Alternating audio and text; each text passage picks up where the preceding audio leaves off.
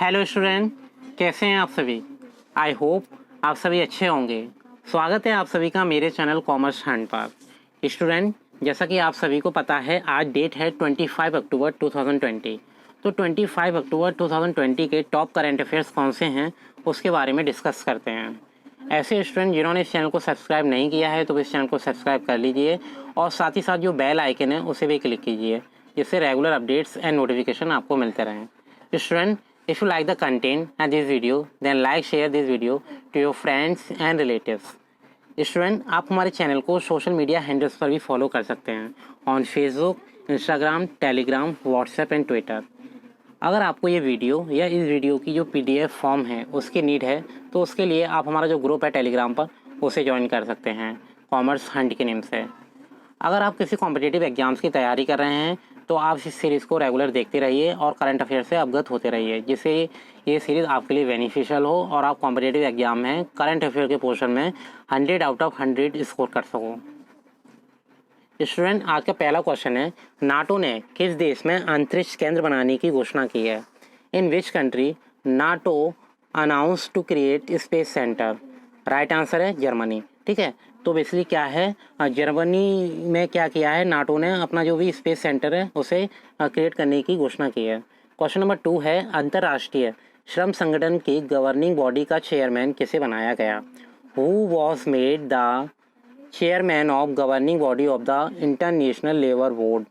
ठीक है, तो इंटरनेशनल लेबर बोर्ड का गवर्निंग मतलब जो बॉडी है उसे बनाने का प्रस्ताव किसे दिया गया है, भारत को। Now the next question he, FATF ने किस देश की ग्रे लिस्ट में बरकरार रखने की घोषणा की है। Which country did the FATE announce to remains in the grey list. मतलब जो ग्रे लिस्ट है उसमें किसे रखने की घोषणा की है, पाकिस्तान को।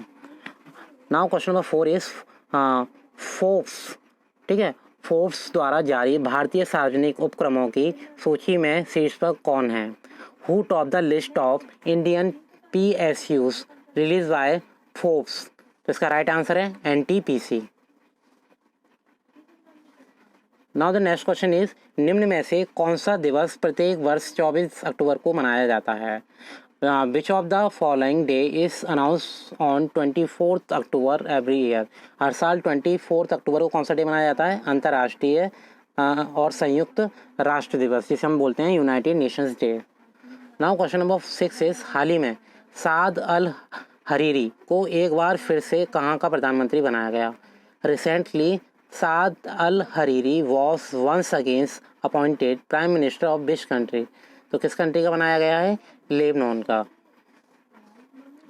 क्वेश्चन नंबर 7 है, महाराष्ट्र सरकार ने बाढ़ प्रभावित जिलों के लिए कितने रुपए के आर्थिक पैकेज की घोषणा की है। How many rupees economics package was announced by Maharashtra government for flood affected district. तो इसका राइट अमाउंट है जो भी है और राइट आंसर है 10,000 करोड़। मतलब 10,000 करोड़ का जो अमाउंट है उसकी घोषणा की है, जिससे उन्हें राहत मिल सके। क्वेश्चन नंबर 8 है, किस भारतीय एयरपोर्ट को विश्व का दूसरा सबसे अधिक सुरक्षित एयरपोर्ट चुना गया। Which Indian airport was the second safest airport in the world. तो राइट आंसर है Indira Gandhi international airport. Now question number 9 है, हाल ही में विश्व पोलियो दिवस कब मनाया जाता है। तो जो विश्व पोलियो दिवस है वो कब मनाया जाता है, ये मनाया जाता है हर साल 24 अक्टूबर को। क्वेश्चन नंबर 10 है, हाल ही में किसने शहरी शिक्षा नीति में सुधार के लिए पैनल का गठन किया है। तो इसका राइट आंसर है नीति आयोग।